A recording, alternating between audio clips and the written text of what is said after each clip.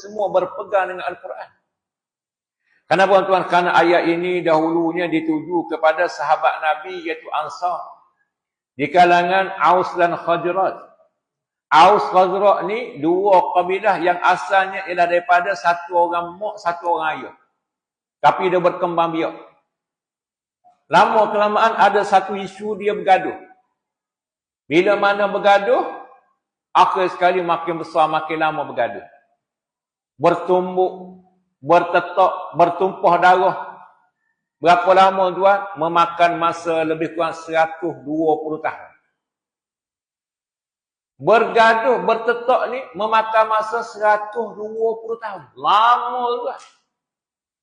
Bayangkan tuan 120 tahun. Bergaduh je. Jumpa je, bertumbuk je. Tapi bila mana datang Islam, ya, Nabi datang ke Madinah, maka orang Madinah, Aus Khazraj tadi, menerima Islam. Lalu Allah Ta'ala satukan mereka di bawah satu panji jenama baru, iaitu Ansar. Tak timbul lagi Aus Khazraj, tapi timbul golongan Ansar.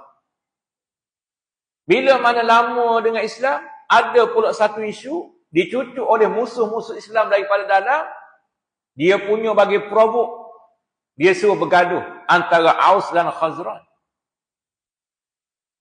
Bergaduh dalam masjid tuan. Ni Islam dah ni, zaman Nabi-Nabi tu ada.